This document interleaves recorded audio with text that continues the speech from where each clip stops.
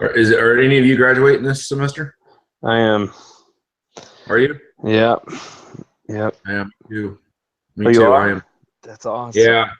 After 4 years, I am ready. I am ready to catch up on some sleep. Yeah. Oh, that's awesome. Yeah, I can't imagine, especially you having your own business as well at the same time. So, congratulations. I definitely need some sleep. So, are you walking? Are you gonna walk at graduation? Yeah, I actually wasn't, but then my wife convinced me to, so Good. I'm going to. Good. Yeah, I Yeah. am. You, you are too? Yeah. Yeah. I'll be driving up there. Yeah. That's Yeah. awesome. Looking forward to Oh, it. you're very cool. I'm not gonna put all this effort into it and I'll get a dang picture of me in a cap and gown. That's right. That's right. That's what my wife told me. Yeah. But it was mainly from her perspectives of putting in all the time and effort for me to get my Is it? degree. So, yeah. My wife's making me do the same. That's awesome. After taking 20 years to graduate, I want it. I feel I worked hard enough for it. I want it. So That's That's awesome. awesome. Yeah. All right. Do we have anyone have a spiritual thought for this week? No, I promise this week I will come prepared with a spiritual thought, but I do not right now. No, that's all right. I guess in the essence, in the nature of this case, the thing that comes to my mind is being honest with your fellow man. And there's a book by Stephen M.R. Covey, which is Stephen Covey's son, called The Speed of Trust. And I read that, I think just last semester, I believe, or it was two semesters ago, I can't remember. But anyway, really, really neat book. It talks about the benefits of trust, and he equates that to its financial benefits. Because if you have more trust, then you save time. And, we know in business, time is money. We don't waste our time trying to make sure all of our, cross our T's and dot our I's sort of thing. We don't have to worry about that so much. We eliminate communication barriers, and those are the benefits when there's trust. And I think that's highly applicable to this case here, as Skyhook goes to meet with like Steve Jobs and stuff and just say, hey, you know what? Here's where we're coming from. We are understanding of business. We understand where you're coming from.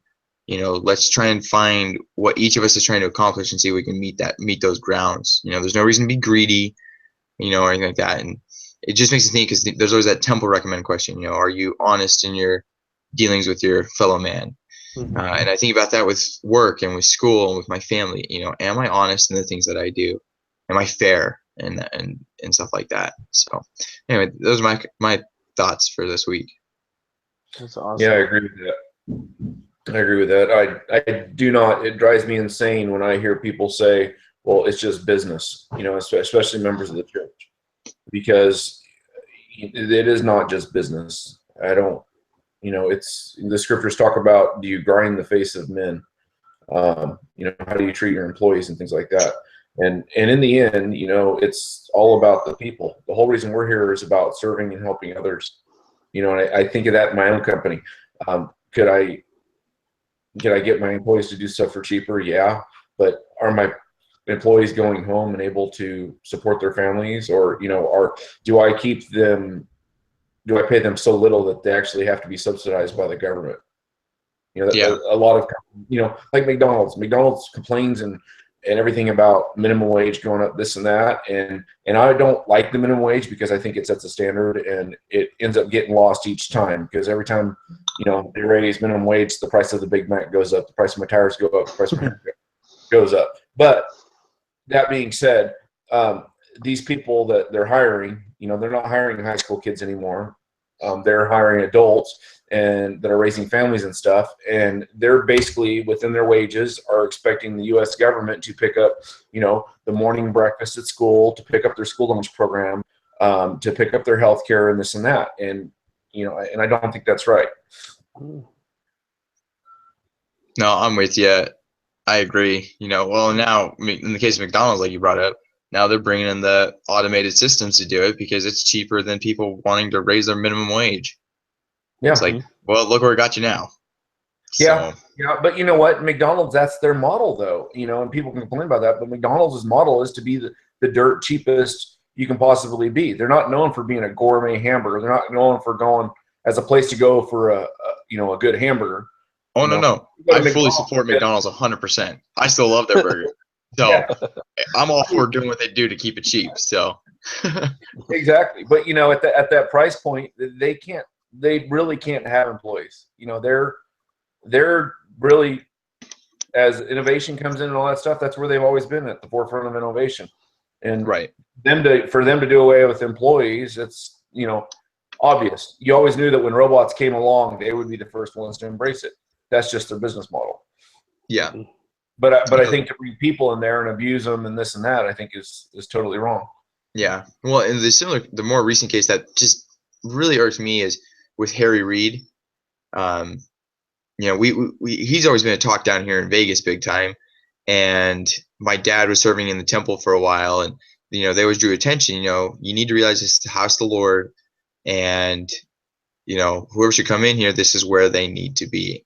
And obviously, he was drawing reference to those who have what would be considered opposing views.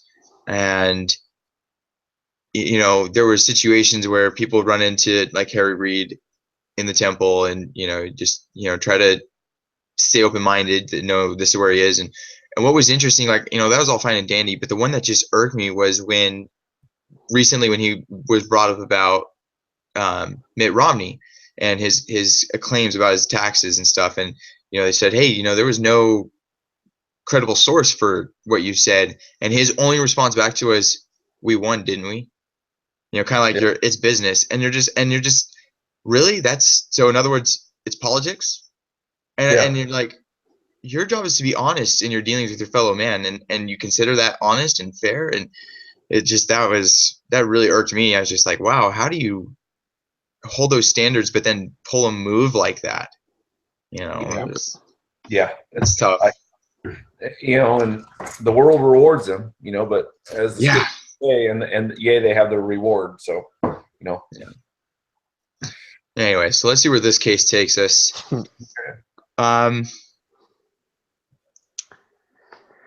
What grade would you give Morgan for how he pursued Skyhook, and why? So for this, throughout the case, it talked about with Morgan, his efficiency and not wasting money. So coming from a financial standpoint and like being able to raise money, I'd give him an A. But for everything else, like for example, I would give him a lower grade because he has such a good idea, but like his lack of vision and actual like understanding how to make money out of it, I would give him a lower grade personally. But yeah, I'd agree with you there, Tyler, to some extent. But you have to keep in mind that this was 2007, and these guys actually have a technology that's ahead of its time. It'd be like the guy who invented the gasoline motor before there was gas stations and while everybody was still running on the horses. That's very true. I didn't even think about that. How the heck do you market? It's like a space tent. How do you market a space tent? There might be a use for it somewhere down the road, but right now we have no clue where it's even going. So that was kind of something popped in my mind. Pretty sure Cabela's already has technology. 10 years down the road, we can see where this stuff is just everywhere. I mean, this software of theirs is in every aspect of our life at this point. But 2007, I mean, this is Apple. When he started it, the iPhone wasn't even invented, and this is 6 months into the iPhone running. Actually, this is May 2007. Or what was this? August. Yeah, this is August 2007. So the iPhone came out in June 2007. So the iPhone itself has only been out 2 months. And before that, you had Palm, Trio, and things like that, but they weren't even close to what the iPhone could do. Yeah. I'm with you guys. Michael, you bring up a very good point too, of recognizing the situation of how do you market something that is ahead of its time. Lamborghini, they were in the same position for so long. They almost went bankrupt for the same position. Finally, times caught up, and now they're, highly successful as a car company. Apple themselves, they were ahead of their times with what they had to bring. And so, it's a very unique perspective. And because of that, I respect the aggressiveness of it to we need to prove our point and show what we have to offer. I think he does a good enough job, and clearly he's getting the attention. It's just a matter of closing. And that was the struggle that they've had all the way up till now. But nonetheless, they are getting the attention. They've raised enough funds, and I think that in and of itself has to show for the work they're putting in. So for that, I would definitely say it's an A for where they're at as a startup. Mm-hmm. Yeah, as we're talking here, something came to my mind. One of the things that Ted Morgan talks about when he was talking about, you got to be in or around a company, otherwise your shares get diluted, stuff like that. Because he'd actually been in a few companies that were very successful. He'd been in 3 companies that grew into these big things, but he still hadn't made really that much money. And it says here on page 2, about 4th paragraph down, as a founder, you have a greater chance of creating a value company if you take a new approach to an emerging market before it is discovered. Venture capitalists will fund dozens of companies in the same space once it becomes hot. Almost all these companies will fail. Following a new approach lets you avoid head-to-head competition with imitators who can destroy your economics by giving away their products or by agreeing to just about anything in order to sign up customers. So he went into this knowing that it was something ahead of his time. That's what he was looking for, was something that nobody else was into. Mm-hmm. And he was going to develop it. And that way he didn't have all the competition, which is what he's going around with. I think where his failing, though, is in communicating, doing something that stands out, communicating to who he's trying to sell to and getting their attention so that they buy it. The investors are seeing this because they're trying to find something to put money into, and they're looking and going, wow, this is great. He's not having a problem getting money, but he's having a problem actually getting people to apply it because they're just not seeing what this system can do. So that actually leads into our next question. Skyhook developed a pretty cool technology that has gotten lots of positive feedback. Put yourself in the shoes of Ted Morgan. Why the lack of sales? And Michael, you just touched on it. It's something that is ahead of its time. So many people. Well, he mentions with. I'm trying to remember if he mentions a specific company or not, but nonetheless, he mentions how he met with several groups, and they would have departments, and then they were left in the no-go zone because there was no department for that category yet. And that was just it. They were ahead of their times. And then the few who had those kind of departments, for the most part, they felt justified in using GPS for their systems, not quite yet understanding the full potential. So that was one issue. I wonder if what he could have done, this is me thinking outside the box, is maybe what he should have done is bought a Nokia phone, a Google phone, all these phones, and hacked them and installed his own software, and then sent them back to the company owners so that they would see these phones and be wherever they were and be receiving ads for the local restaurant where they're at or whatever else, so they could see, what this could do for their phone. Yeah, that was way to the box. Yeah, sorry. That was the exact point that I was going to bring up too. Is you have such this innovative idea that is ahead of its time, but you have to be able to help people see the value in what you're making.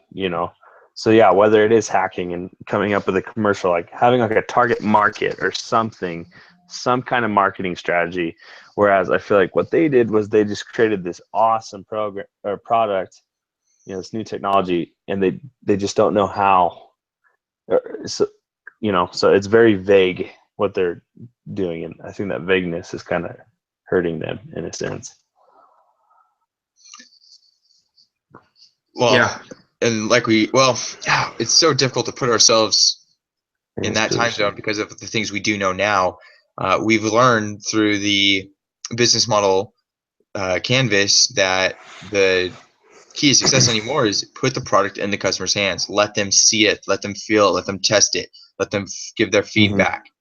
And they do mention that is likely a direction they would need to go is starting out. Maybe we have to give it to somebody to get it up and off the ground and then roll with it. Yeah. I don't think they have to give it away. I don't think they have to go that way. I think they have a valuable enough product. With that being said, I think it's a matter of just giving them the experience. You hear from Nokia and some of the other ones, they were requesting the software. Give us like beta software that we can test and see it. And they did. They did do that with Nokia. They got positive feedback. Or no. They did that with Apple. They did that with Apple, and they said you'll be hearing from one of our people soon. So yeah, with Nokia, that was the effects it was of kind of a different giving story because they, like several departments, all of them were unsure who the product was actually for. Yeah. Like it was unclear. So real quick, I think we're good on 4. We kind of understand the lack of sales and what needs to change. I'm just cutting you off real quick, Michael, because that is leading into number 5. Review the deals below and describe the proposed deal, the outcome, and the lessons learned. So we have Microsoft, the E911, and Nokia. So Michael, or Tyler, if you want to finish up on Nokia. Wait, sorry, what was that? So this is what was the deal proposed to Nokia, the outcome, and lessons learned. Oh shit, let me find her again real quick. I just remember reading the part where well, it's okay. I'm happy to fill in too. All of us have touched in on it. So Nokia, they're the ones requesting software. They present the software, and just like you touched on, they have all these different departments. They're not sure which department it falls into, and then like they're trying to request data, not sure about it, and that is kind of where you begin to learn too. It's like, okay, we're in this department of, do we have to give our product away in order to get it started and get some user feedback? So that was kind of what was going on there. We also got to talk about the E911 and Microsoft.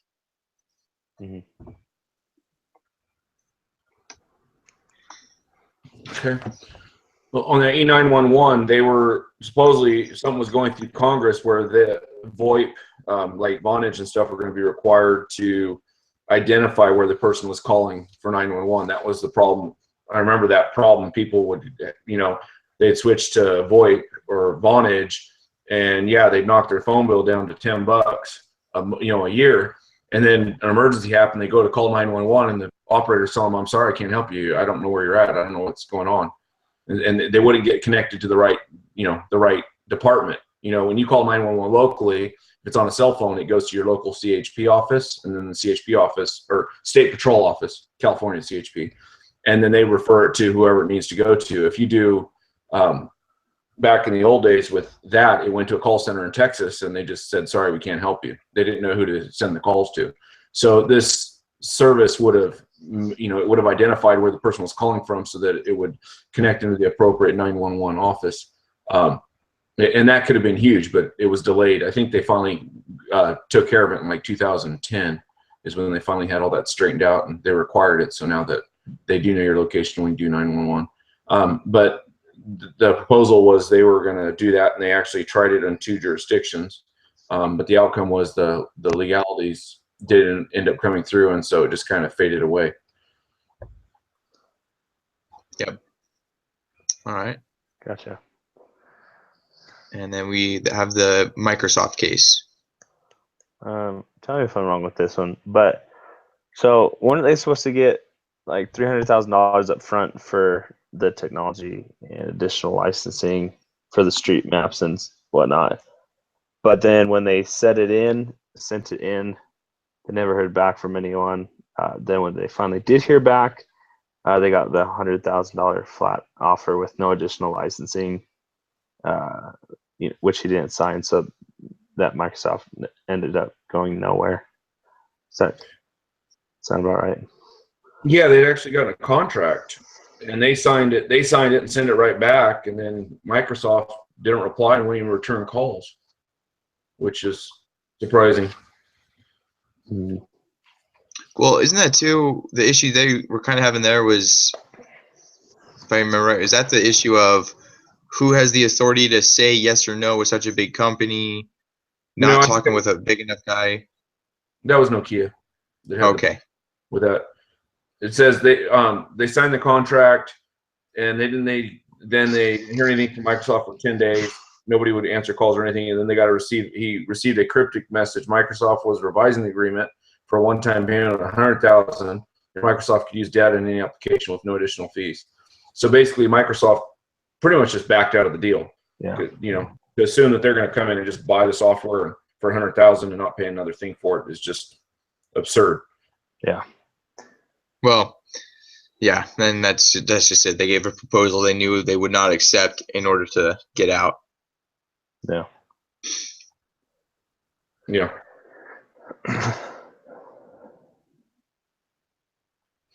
Which ended up turning into a blessing. Yeah. I think, because even the original deal they were going to sign with them was $300,000 up front, and then fees, ongoing fees, which would turn into annual revenues of $1 million. Which, with all the work that they put into it and all that stuff, to me that just seems to me like they were just jumping on it. That just seems really cheap considering the outlay they'd already had into the mapping everything and all that stuff. What are some of the lessons learned through the Microsoft example? Get the right people for the right job. It's about like if it work with someone who wants to work with you. I don't know. That's what I think. Well, that and I think they're a better example of, like you said, talk to the right people who understand what you're selling. I don't think they really understood the product, because if they did, they would be receiving the funds that it's truly worth.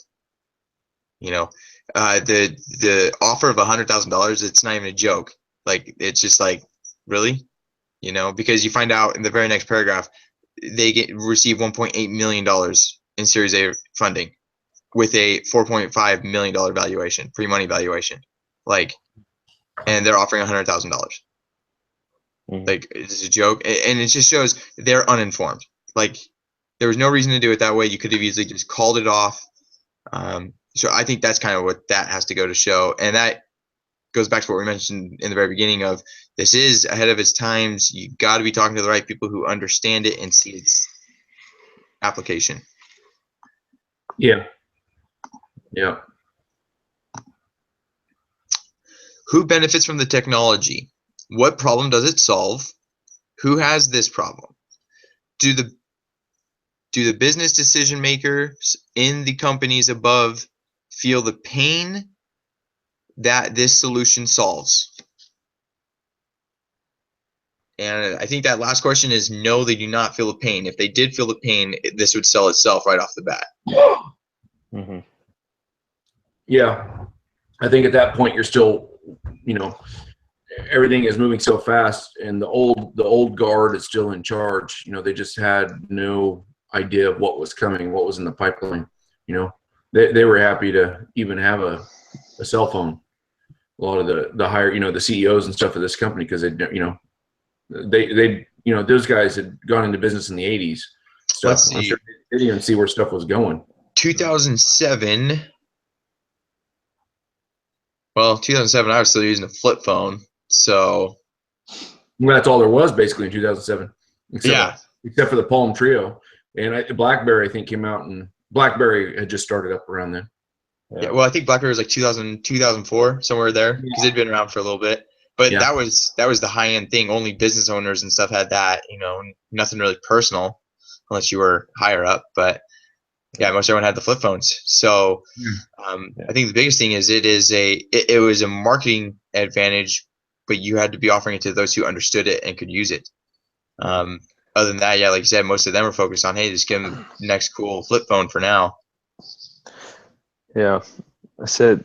So I think who it ultimately benefits are the advertisers who are wanting to collect data on their users. I mean, because like we can see today, like you can be like 100 yards within a Target or McDonald's or something, and automatically sends updates to your phone. And I think that's really good for people who are advertising to collect all that data. I think it benefits them quite a bit. Well, that goes to show that it's a benefit for the customer then, Yeah, in addition to the sales company, because how nice is it for us when we're driving using our maps or anything like that, and all of a sudden we find it. So knowing, well, for example, it's like we talk about Verizon now or any of those other companies. Hey, who has the best coverage? That's who we want to go with because they got the best coverage. Mm-hmm. And so that draws us. And so it's like, okay, well, who has that technology? Who's using that top of the line stuff? Because it has its benefits. That's what we want to find. So yeah, kind of going off exactly what you said, it has its appeal because businesses want the attraction, so they're interested in it. The devices want it because customers want that technology in their phones. So you're going to get a win-win from that technology. You're going to see multiple people benefiting from it. Yeah. So end user and advertisers for sure.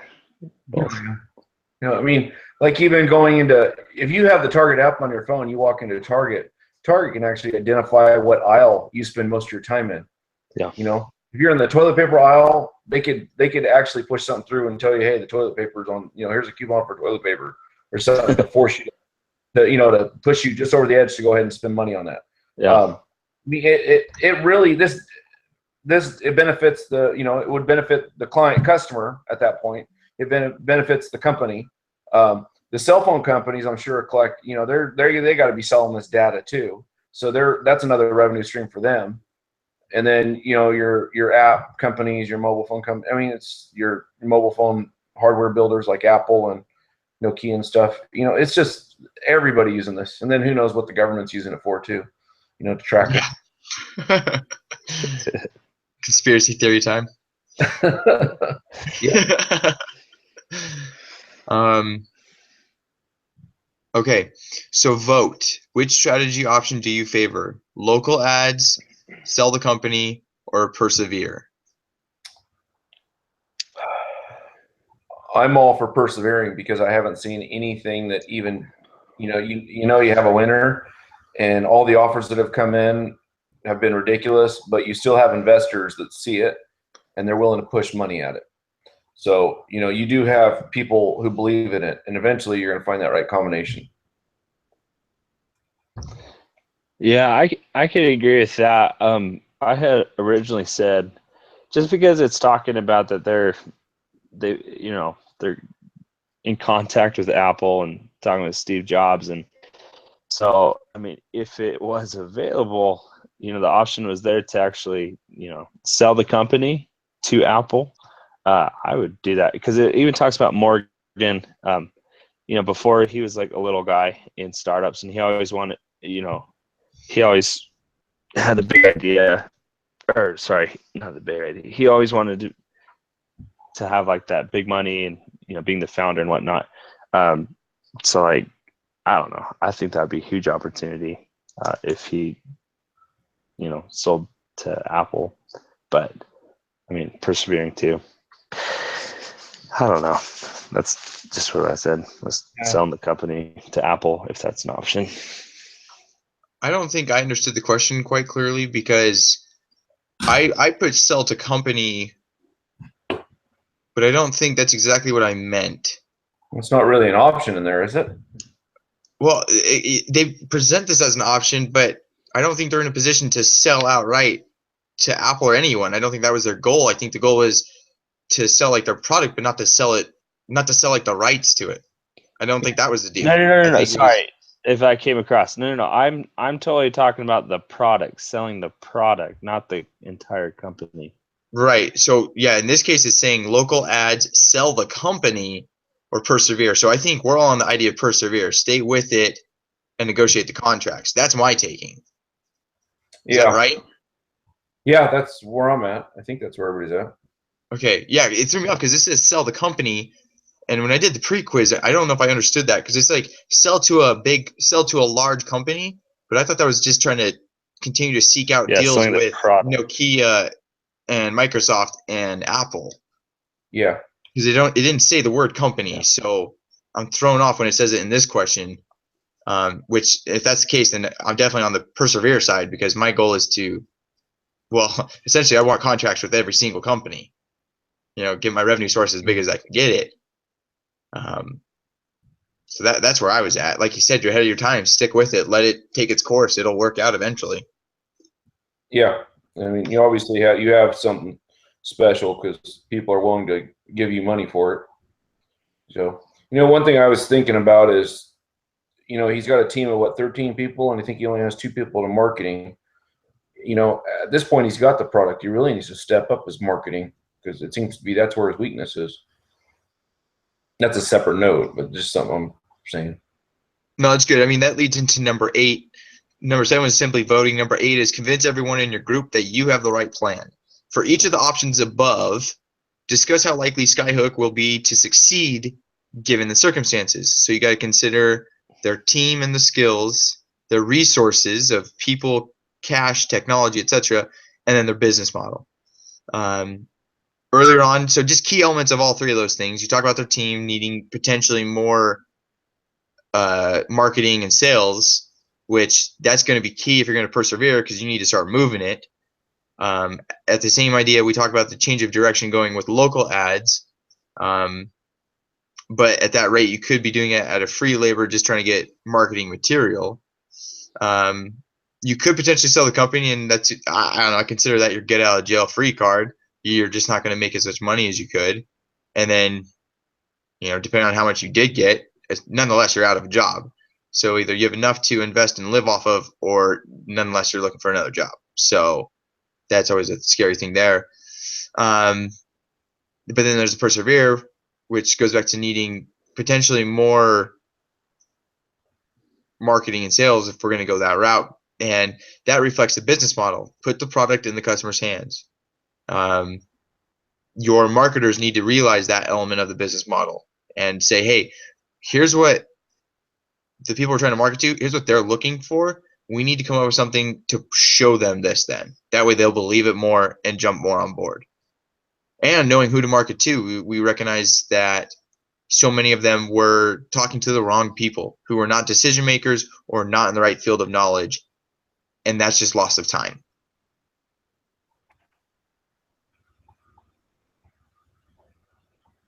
Sounds good. Yep. Me. What are you laughing at, Tyler? I said you convinced me. You did a good job. Well, we're all on the same page. Yeah. Pros and cons to every single one. It just depends if you're in it for the long haul or not. If you want fast money, you try to go to the current ads, local ads. You've got some of your team in place to do that. Like they said, they feel they could cut 50 to 60% of their costs depending on which route they go. Obviously, there's just simply selling the company. That's your get out of jail free card, I feel. They've shown enough. They've raised enough money to show that there are people interested in it. For the right price, they'll sell. It's just whether or not you want to pursue that route. And then it's just a matter of persevere. Is this something worth sticking out in the long haul? And again, I feel biased in saying persevere because in the back of my head, I know how well Apple's going to do. And if you got their interest, there's got to be a deal to be made. So as a group, prepare an agenda for your call with Steve Jobs. What is your BOTNA? What are job interests? Why did he call you? Who should pay? Will you pay Apple to get onto their device, or will Apple pay you? How much will you propose? All right. So this is what I wrote. I said either have Apple purchase our product and put our technology in every device, for a certain price. And maybe we could have that, like a 2-year exclusive gig just for Apple. Then after that, we could, possibly move on to Android. If Apple does not agree with that, I said, then you can, I don't know, like maybe this sounds bad, but you can actually start like advertising and marketing, saying, like to other big name companies and saying, Apple, they're interested in this product, like, and kind of use that as leverage for other companies, getting into their product. And I don't know. That was one option I had. Because for our BATNA, the best alternative to negotiate agreement, whatever. But I'll just go down the list. What are Jobs' interests? It's pretty obvious. Like Steve Jobs was, the biggest entrepreneur, innovator of all time, and he was improving his products. He wanted to include the GPS into his own product, and that's why he called, was to improve his own product, because he's excited about it and he wants it to be a part of the iPhone. And I don't know. I said, who should pay? I don't know. I said, I think they should pay for it to be in each device. But it's my opinion. Those are my thoughts. Yeah, I agree. I would agree with you. I think, Apple needs to be the one paying for the tech for it. At this point for Skyhook, if you were going to pay Apple, that means you're going to have to build the whole business to go out, sell ads, and do all this other stuff. You're not really going to have a means of getting into third-party apps as easily. So it's just not. I just don't see any way where that's going to be long-term. That's going to be of any real value. I'd say Apple needs to get it. They need to be able to control it, and that's going to be cheaper, less cost, less investment on Skyhook's part. That way Apple takes the brunt of it. You just make the money, and then Apple, because that capability will be within their devices, anybody who down the road, it says here, nobody, at this point, Apple wasn't allowing third-party apps, but down the road, it would allow Apple's apps, people writing apps for Apple devices to be able to use that feature and incorporate it. So it puts it in a central location where everybody can grab it and use it. I think that's what Jobs' interest in it was too. I don't think Jobs was really looking to, Apple's always wanted to do things themselves. It's very few things that they send out to other people to do. They like to control everything. They like to make it, a distinct part of Apple. So I don't ever think it was Jobs' interest to do anything but take control of it and pay them for it. And as far as the BATNA, I think, Steve, he either comes with something that's worthwhile and, pays for the business, or you keep shopping. It either has to make money and, make the company a success, or it's a no-go. I think with Steve Jobs calling, it shows the interest. Steve Jobs has a name for himself. He's an innovator. The products he's brought out has clearly shown or drawn interest from customers. People didn't know they wanted it until they had it. And that's just an amazing thing that Steve Jobs introduced to the business world. And so with that being said, if you're getting a phone call from Steve Jobs, he's showing interest. That being said, I would most definitely establish my botnet the same, Michael, in saying, if they're not willing to pay a fair price, I'm not offering it for free. With that being said, you got Jobs calling. He's an innovator. And they were talking with Google, and they consider something free from Google, but then all of a sudden they show them what they have to offer, and here comes this innovator calling you directly himself, the head of the company. So if there's anyone other who can make a decision, it's him, and he's calling you, which clearly shows he's in the side of mind of making a deal. And so with that being said, I feel you're completely fine saying, hey, here's going to be our prices. And this, in my opinion, this all goes back to the very beginning. Be fair in your dealings with or I can't think of the wording. Fellow man. Yes. Be honest with them. Say, hey, I'm glad you called us. You must clearly see the potential of our product as we do. That's why we believe so heavily in it. Here's where we're at. We would like to get this kind of money. And here is why we feel this is a fair price, and say, here's the development we need to put further into our technology. and you show them, you say, hey, we continue this mapping source out. That way our product is even better for you. And you just map it all out. And all of a sudden, Steve Jobs, being a reasonable guy, because he understands that development process, he went through it with the iPhone and all of his other products. I imagine he'd be understanding of the price and understanding it's a fair price. He obviously sees the value that it would bring to their products, and that's why he wants it. That's why he's interested in it.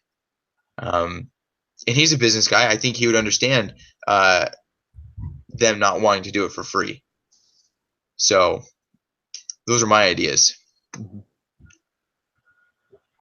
Agreed. I think it's funny. We know where Apple has become, and of all the companies, Nokia, Microsoft, everything else, they all were dealing with middle management. They couldn't make a dang decision. But when it came to Apple, the owner, the CEO was directly involved, and he ends up looking to put the deal together.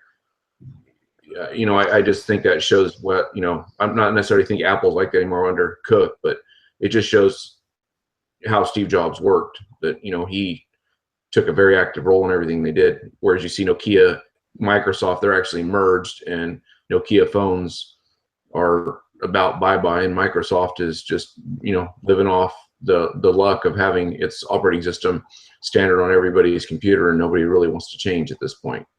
Yeah. It just shows how those innovative companies have lost it. Well, I find it interesting. They started out by talking about Android and how it started its research in 2005. It doesn't give the history of Apple, right? Like when they started their iPhone research. It just says 2007, but yeah, it doesn't say when they started the research. Right. That's when they released it, was 2007. Obviously they've been working on it longer as well. And I mean, yeah, they hit that with the market and they took off running. And ever since then, no one's even been able to really catch up. You have Android who tries to have a phone, but I heard numbers like 80% of smartphones across the world are Apple. Android's biggest foot in the door is just here in the US, but outside the US, it's all Apple sort of thing. And so that was interesting learning. It's just a market share thing, just like Apple flat dominates. And I didn't know it was that big of a margin sort of thing. Yeah. Yeah, that's why they got $200 billion in cash in the bank. Yeah. Yeah, they're not hurting. Wow. Anyway. So I think that's pretty much it. Any other thoughts? No. What did you guys do? I haven't submitted my assignment yet. What did you guys do for your your quantifying data as far as for submitting? Were you guys dealing with your series A, B, and C investments and just did some what the heck's the name of that word? What's the word for that? Where we divide up the shares, show where the shares are and stuff like that? Or what kind of numbers did you guys put together for this case study? This is one I'm going to skip that part probably. Oh, I didn't know you could do that. That sounds good. I just take the letter grade. It's only been about 10, maybe 15%. I end up with a B instead of an A. I might have to do that. I'm stretching my limit. I'm right on the brink with this class of getting a B or an A in the class though. So I'm like, if I can figure out how to do it, I'll do it. But yeah. Yeah, I've got like an 89 in this class right now. I'm like, come on, give me the bump. So that's what he's gonna do. Oh, he's got me an A- right now. I just went and checked. Yeah. Ooh, dang it. Now I might have to do it. Shoot. I know, that's what I mean. It's like, oh, points pushes me back. I'm at a position where it doesn't matter if I do it or don't. I'm gonna get a B. So, and I'm okay with that.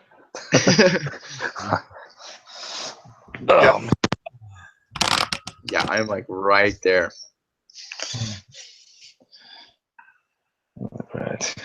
All right. Yeah, I don't really know what to do with the financials, other than maybe trying to throw out numbers in the sense of like, hey, here's what I would propose and why. Yeah, I guess evaluation would be in order. Yeah. So where it's just like, this is the value of our company. We are ahead of our game. We're not selling it for free because we feel our product's worth more than that. And we have more research we need to do. Like I said, being fair with your fellow man and just saying, hey, here's what we need and why.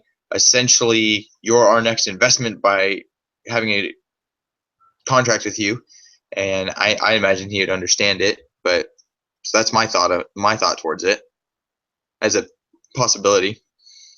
Yeah, I agree. I think that's what I'll do. All right. All right. Anything So real else? quick, no, I'm just gonna do a summary real quick. Okay.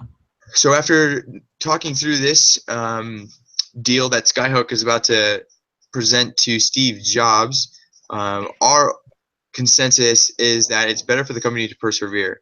And with that being said, it's important to try and settle on a deal here. We believe in the company and the product that they have to offer. They are ahead of the game in the sense that with their previous experiences, they have not been necessarily negotiating with people who understand and or appreciate the product they have to offer, or they're not talking to the right people who can make those decisions. In this case with Apple, though, they find themselves in a unique position in the sense that here is Steve Jobs, the innovator, the CEO of Apple, calling himself to negotiate a deal. So that clearly shows the interest. With that interest, you need to understand the value you have as a company. Like I said, he's an innovator. He's looking for the next best thing to add to his already awesome product. So he believes, and if that's the case, that he wants your product over the free Google product, that you have more value. And with that being said, you need to stick your grounds and say, hey, here's a price. So for Botna, if they're not going to agree to pay for the product and the services that Skyhook offers, then that's the point where they need to walk away. There's no reason for them to give away a free product here. They should certainly be able to get some money on this end, so that way they're not having to keep losing as much. This would significantly cut down on their burn rate. With that being said as well, Steve Jobs, he is in position to make that decision for them, and we feel that this is an opportunity for them to see the rewards of persevering that they've been fighting for. Does this sound good? Sounds good. Good. Thank you, Ben. Yep. Thanks, Ben.